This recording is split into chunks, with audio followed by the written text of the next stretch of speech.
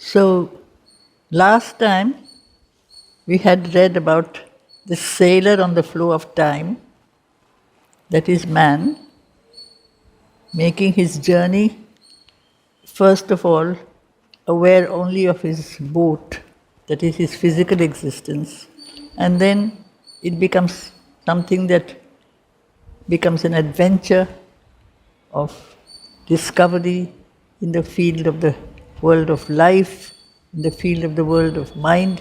Sri Aurobindo gives us many images of a continuous, you might say, journey of discovery. But first of all, the discovery is on the external plane. As one grows, one's consciousness is aware first of the world around it, oneself. You are aware of the world that is around you, in the world of power, the world of enjoyment, the world of difficulties, the world of all kinds of attractions. And then as the mind grows, the mind has questions, it wants to find out answers, it doesn't understand. So this is the field of human experience.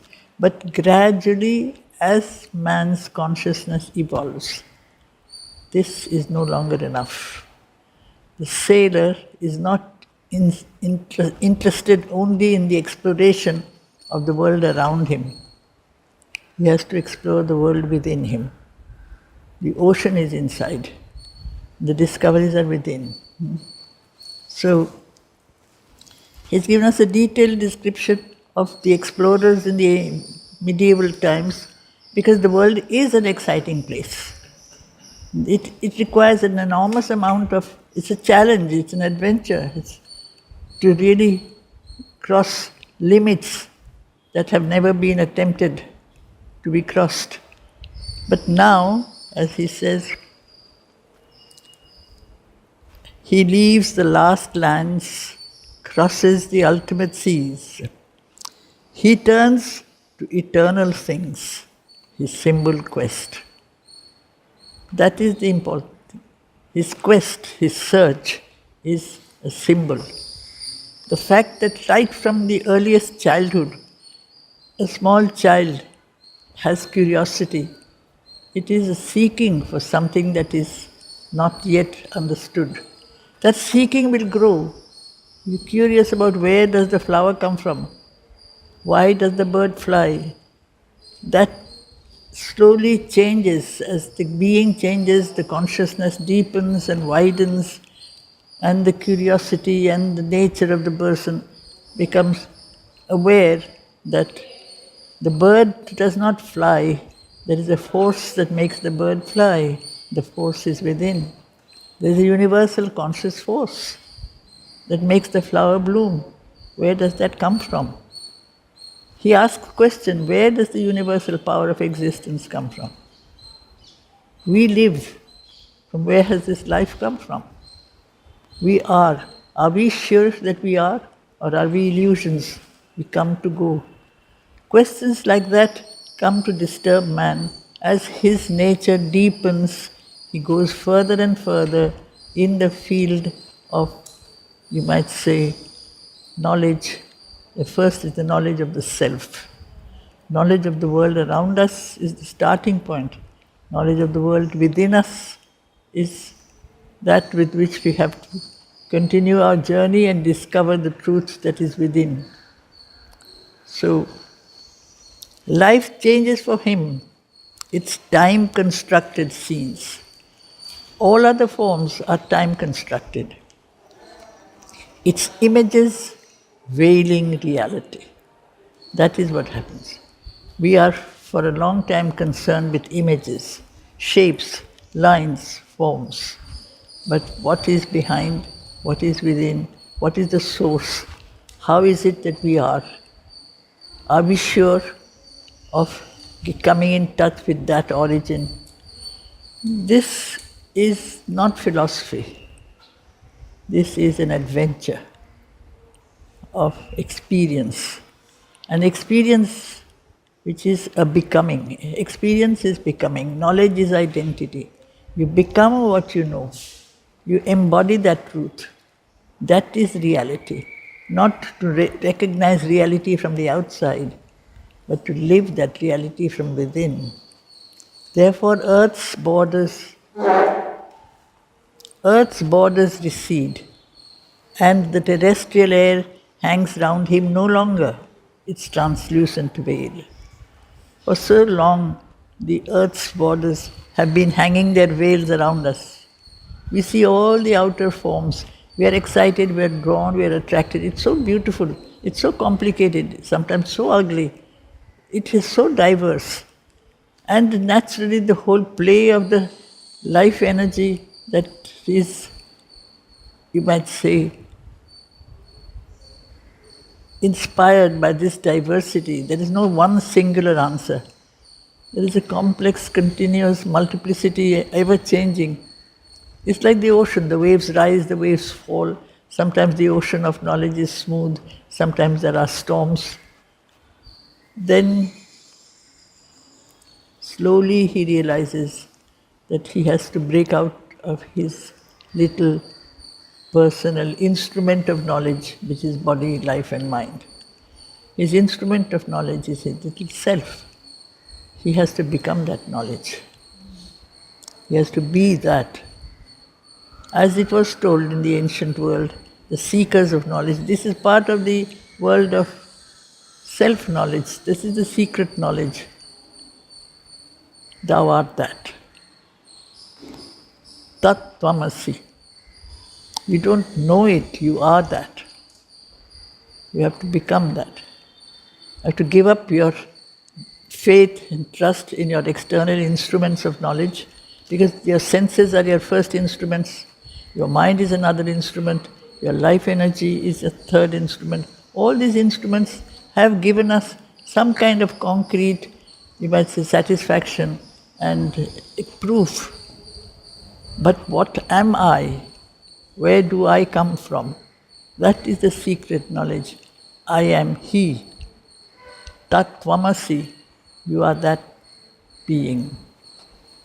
He has crossed the limit of mortal thought and hope. He has reached the world's end and stares beyond. So this is the explorer on the seas of time. He has done all the exploration that man can do. And then, like Sri Aurobindo, if you have read about him, there is no subject he did not read. He studied about everything, and yet he says, I have not learned anything. All my knowledge was within. All our knowledge is inside us. But we have to first believe that. For a long time you try out, and then you study this language and that culture and this science. It's all very well. But what in us makes us study? What in us makes us discover? That flame of light is inside. Unless I have light inside me, I cannot recognize light. Isn't it the principle of light or knowledge can be recognized because the principle of knowledge or truth is inside? For a long time I look for it outside. He has reached the world's end and stares beyond. The eyes of mortal body plunge their gaze into eyes that look upon eternity. It's a beautiful sentence. The eyes of mortal body, the human being, plunges his gaze into the eyes that look upon eternity, because the mortal is also the eternal. You can come close to the eternal. How can you come close to the eternal? Unless there is a link, unless there is an intimacy, unless there is an identity. You are drawn by that. These are small sentences, but they are very powerful, and Mother used to repeat it. Like attracts like. Le semblable connaît le semblable. Because you are that, you are attracted to that. That is the most important thing. A greater world time's traveler must explore. Not all the outer worlds of life and mind and body, and all the experiences that, because it's very rich. It's not just the vital, it is what is below the ocean of water, of the waters of time. There is the subconscious, there is the inconscient, there is all this diversity of play and multiplicity and the variety. But at last, he realizes he must explore another world, in another frame of time, or which is actually without frame. At last he hears a chanting on the heights, and the far speaks, and the unknown grows near. This is the progressive approach from that which is distant for us. The divine is far. For us, perfection or God, or whatever we may call him, is an unknown factor. Factor X, as the scientists used to say. We don't know where does he come from. But slowly he draws near, or I draw near to him. Because all the rest has been studied, and all the rest has been discarded. I have to actually experience him.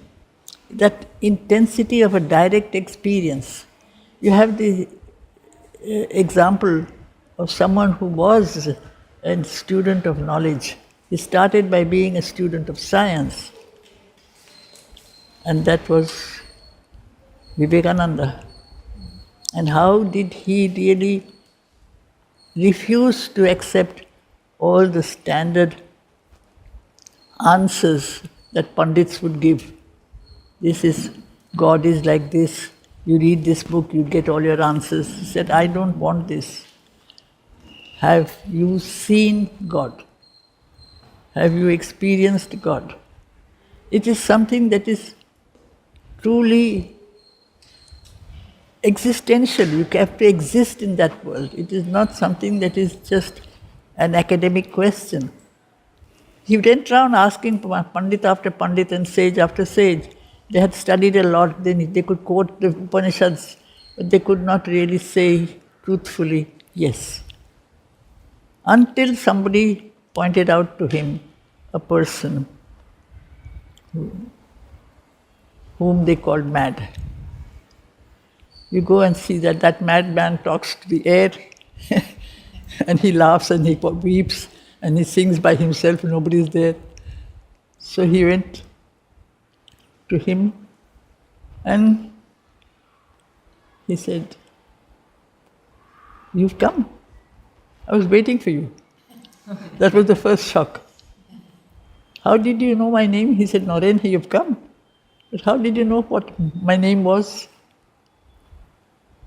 But then, Ashai, have you seen God? He said, yes, of course. Can I see him? Yes, of course. And that was it.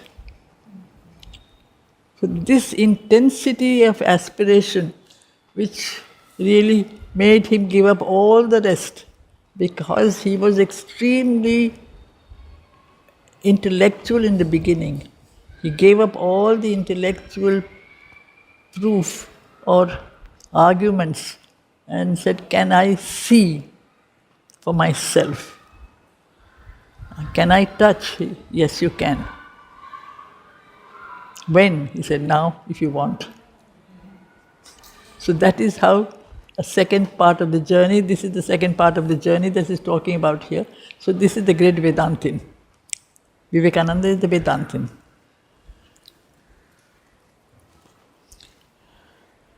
A greater world time's traveler must explore. At last he hears a chanting on the heights. There's a call from the heights, a greater harmony, a sense of a greater beauty. And these terms of harmony and beauty, these are principles. They are far away. Here there are just a combination of sounds and colors and lights. But where does the principle, essential principle of the universe, which is harmony, where does it come from? Unless you rise to that level and you say, all is a projection of that original harmony. The one becomes the many. What is harmony after all? It is a combination of different sounds that are put together with a sense that is beautiful. But it's always diversity. It's not singular. You don't have to withdraw from the world. You find him in all things. The multiplicity remains. What goes away is your blindness or your deafness, your smallness, and you hear, you see, you experience him in all things at the same time. Your consciousness has to be on that height. and the far speaks, and the unknown grows near. He crosses the boundaries of the unseen and passes over the edge of mortal sight to a new vision of himself and things. So, from the physical to the most spiritual realization. This is actually the journey of man on the earth. It may take lives. For a long time we live in the and for the body, but progressively, as this is the evolution, evolution is not a change of external behavior or external form, evolution is a change of consciousness. As we change from within, what we see, what we experience takes on another aspect. Because my sight has changed, I have changed, my eyes have changed. Because I have changed, my being has changed, my grasp has changed. I can take into my being things I could not touch before. That is why he crosses the boundaries of the unseen and passes over the edge of mortal sight to a new vision of himself and things. He realizes he is not mortal, he is part of the immortal. He is a spirit in an unfinished world. And this is central to the principle of evolutionary yoga, which is at the very core of the experience Mother and Sri Aurobindo have put before us. It is an unfinished story. Man's journey is a continuous story. It is not over. It's a progressive, evolving journey. It's a journey not just of discovery, it's a journey of self-discovery. As you discover the world, you discover yourself. Discover, remove the covers. Remove the layers of darkness, of ignorance, of error, of blindness, one by one. And from within, the light that was hidden within the light is not to be lit, it was already lit. It has to be brought to the outside. The flame is always there, but I have wrapped it up for so long, with hundreds of lives in layers of unconsciousness and subconsciousness. Slowly I remove those layers. That is the journey of evolution, and the light begins to shine brighter and brighter. That is why he is the spirit. The spirit is always there. The outer manifestation is not yet ready to reveal that presence. That is why that possibility of reality, which is constantly growing, the possibility becomes more and more evident as Mother speaks of the coming of a new world, of a new light. Why don't we see it? Because our eyes are not yet capable of opening to that. You see according to your eyes. If your eyes are not capable of seeing that, that does not exist for you. So reality is different for each person according to their state of consciousness. So he is a spirit in an unfinished world that knows him not and cannot know itself. That unfinished world that knows not man. He does not know man. This world around us does not know that man is, what the role of man is to be not just the intermediary but the interpreter of this. It is through man, and that is the privilege of being man, to embody, to manifest a new race. This is not a task that has been given to creatures beyond, like the gods, to beings below, as the world of life of plants and animals. It is only in man who is capable of a conscious participation in his own growth. You participate in your own growth consciously and in all sincerity, then you can grow into something that you don't experience now. You can grow into that because that is waiting for you to be discovered. That pearl, those pearls of treasure, those pearls of knowledge are inside us. Only we don't realize they are pearls. We think they are not worth taking the trouble to find. the surface symbol of his goalless quest. Otherwise, what is our life? It's a goalless quest. We keep on living and dying and being born again and dying again and being born again. It's just moving around in circles that take us nowhere until a day comes when the consciousness has become sufficiently sharp, aware, and maybe disgusted. So it's enough. How much longer will this go on? But when you are aware, you get that sense of dislike of the present. That is a big help. Break into another field of discovery and experience.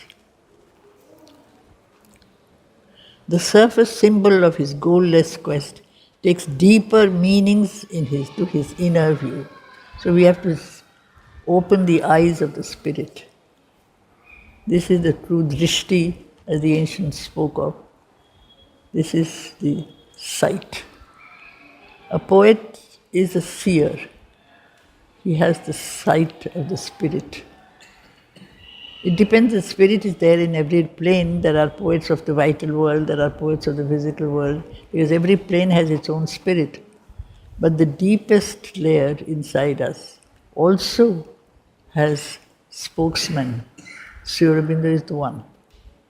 He takes into his world of description not just the inmost truths like the Vedic rishis, but all the external truths as well, as we saw on the previous pages.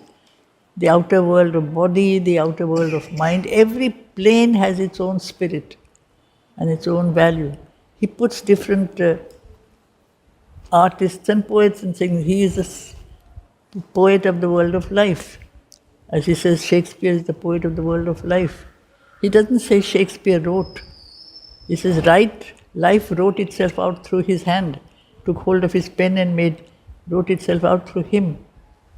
He becomes a medium. That is what a poet, he's a medium, he's a channel. Whichever plane, so we have to be careful what we channelize. We can open to many forces, and there are those who unconsciously open to forces that are dark, that are violent. We become unconsciously instruments of spreading, of expressing forces of discord, forces of violence. And therefore, Mother insists, first of all, before you do anything, establish an inner contact with the divine psychic presence, be quiet, establish harmony in your nature, and then proceed. Otherwise, you can become a medium of anything. We are surrounded by many layers, many planes of existence. There are 7 or 12, according to different sages. These worlds exist, and I am susceptible to be influenced by any one of them or many of them, and I become a medium, not purposely, but I am receptive, like a sponge. Therefore, in the vessel of an earthly embodiment, goes back, this is the ancient image. It is not just a boat, vessel is a ship also, but the ancient world is that of Adhar.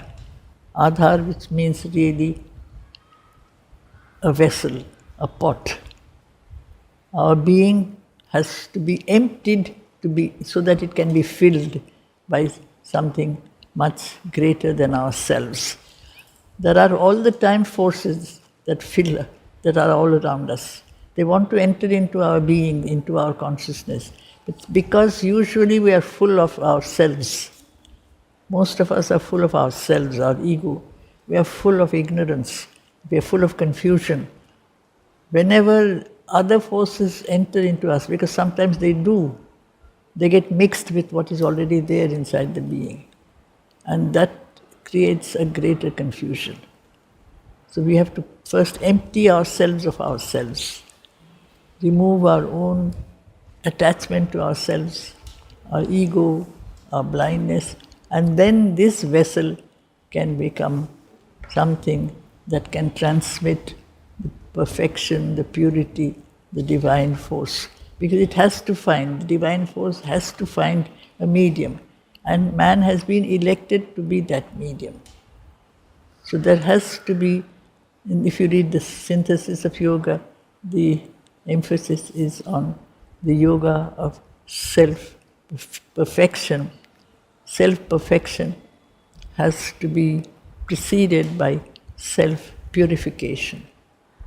You purify your nature, remove all the unwanted garbage that fills your being, and become empty of yourself, and then allow yourself to become open, receptive, quiet, and not question the force. Sometimes it's frightening. The force does come and a man may feel shaken, disturbed. What is happening to me? If you have to be very quiet. A person who is not shaken has to be strong, has to be calm. That is therefore the basis of yoga, which is peace, calm, equanimity. To start with that sense of absolute equanimity, to be equal in all circumstances. If I'm empty and quiet, then the divine force, which is always there, it doesn't have to come at special moments, it's always there. I am not always there for it. I have to make myself ready for it. When I have to some extent open myself, I feel this, I can feel something. It's moving through me. And without getting excited, without getting proud, because this immediately you feel I have got an experience. I had a perfectly beautiful experience. And that's it, that's over now. The experience will not come back. To be absolutely humble, simple, humble, allow it to do its work without realizing that I am nothing. That is everything. And that is using it. Me, has chosen me, has elected me for that manifestation. In the vessel of an earthly embodiment, but the starting of the section was that man is like a boat in the journey of the ocean of time. So that also you can hold on to that picture. Over the narrow rails of limiting sense, the rails of the ship are the senses, the world is around us. He looks out on the magic waves of time where mind like a moon illumines the world's dark. That is the guide we usually have, the moon. In the dark, in the night, the only light that shines in the night is the moon. The only light that shines in our life is mind. So the moon is often the image of the mind. But the mind, like the moon, doesn't have its own light. The moon gets light from beyond, from the sun beyond. Mind also receives whatever light it has from somewhere above the mind. It's just an instrument, it's an intermediary instrument.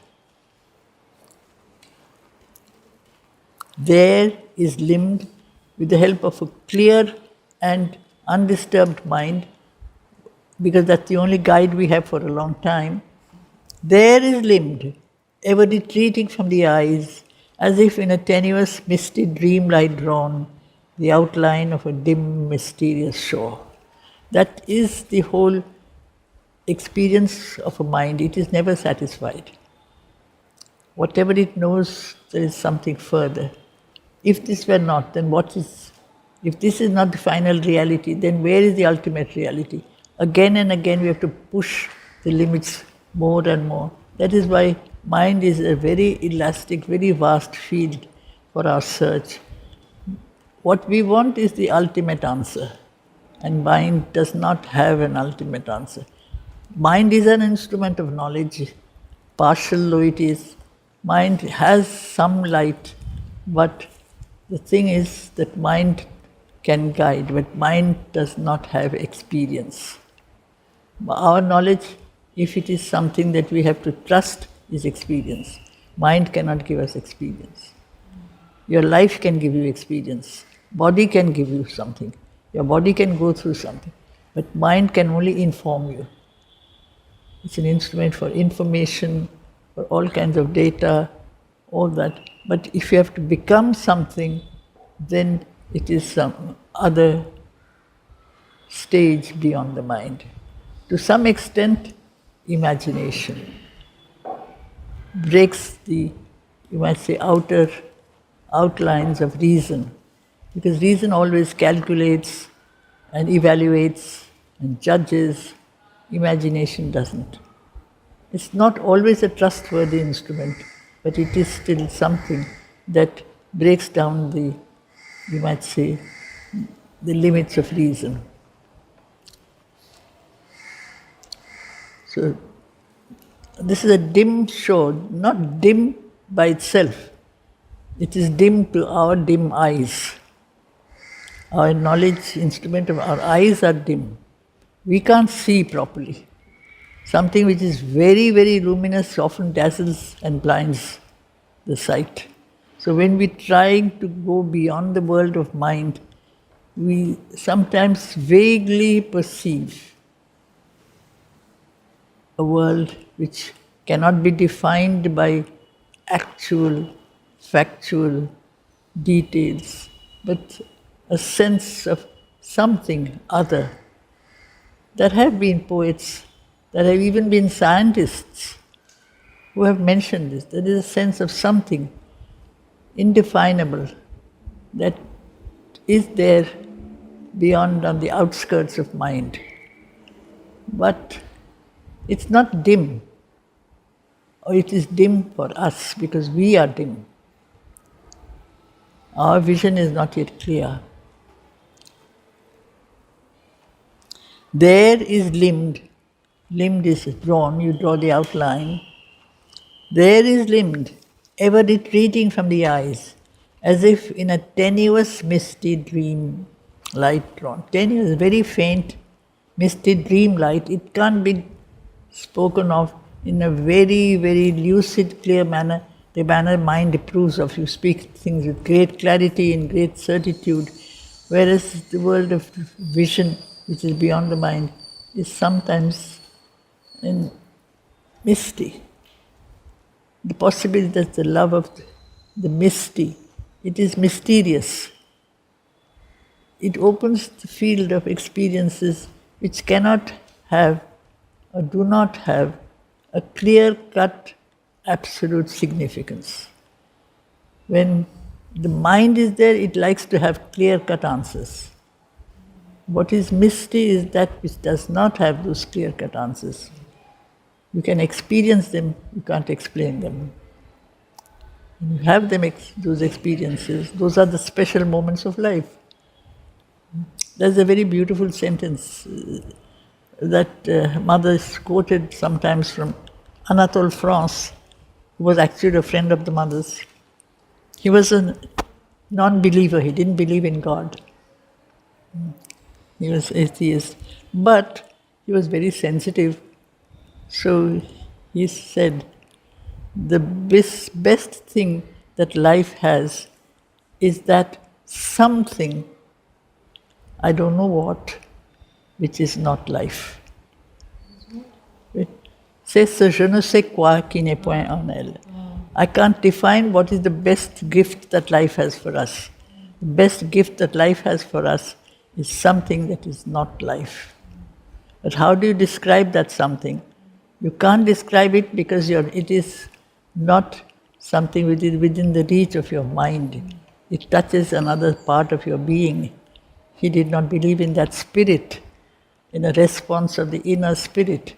The spirit responds to something. The mind can't explain. You see something wonderful.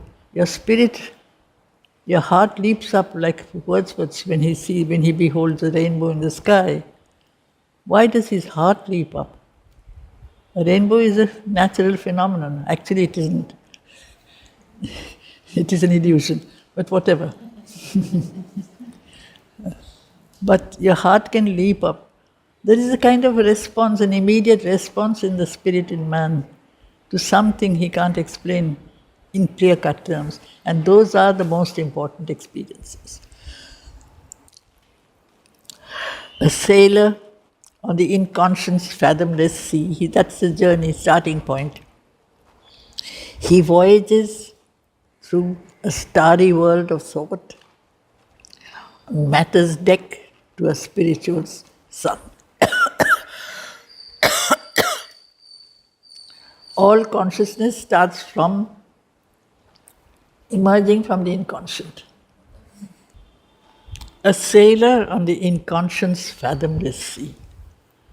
Because the inconscient is endless. A fathom is a distance, is a depth which you measure. It is immeasurable. It is the infinite. There is the infinite above, there is the infinite below.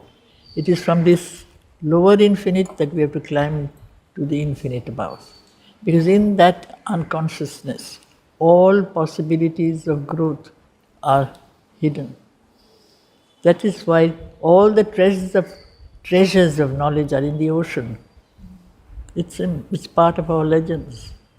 The ocean contains all wealth, not just stones, but knowledge, power, and beauty, and all that is the most. You have the emergence of the painting of the goddess coming out of the ocean. The force of light and beauty is coming out of the ocean.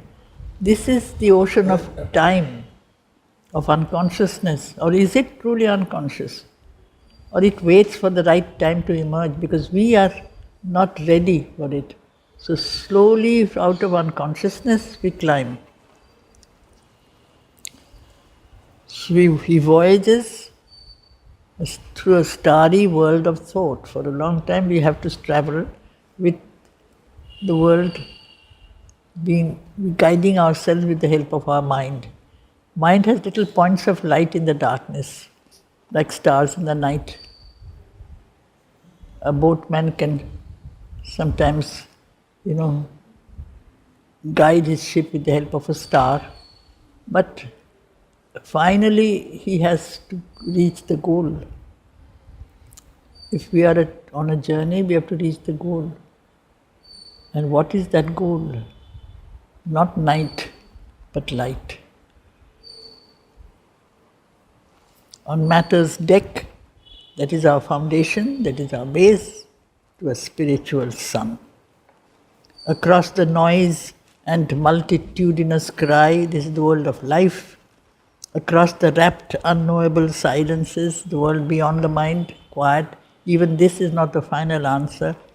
Through a strange mid-world, under supernal skies, telling us that beyond the world of life and mind, there are planes, worlds, different levels, where mind stops, but it is not the final truth. There are many yogis who stop there, where thought stops. But that is not the ultimate truth. Beyond Earth's longitudes and latitudes, his goal is fixed outside all present maps. This is a summary of the whole journey that Sri Aurobindo's yoga, he himself has done in his own yoga.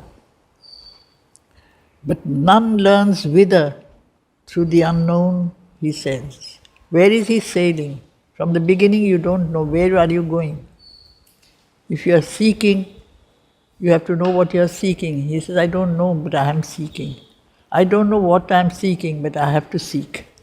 There is this urge, there is this drive and push that is very important. That I am not satisfied with the way I am just now. Or what secret mission the great mother gave you. Because this is the mission given to man. In the hidden strength of her omnipotent will, driven by her breath across life's tossing deeps, through the thunder's roar and through the windless hush, the sailor has to pass through all kinds of problems. Through fog and mist, where nothing more is seen, he carries her sealed orders in his breast. It is the mother who has selected her sons, the human race, to fulfill her purpose. It is through the Earth Mother, which is also an expression of the Supreme Shakti, has to find her final manifestation in her sons, in her children. Late will he know, opening the mystic script, because he's carrying that letter that order in his breast. The command is given that you have to go forth and discover. What must he discover? He does not know.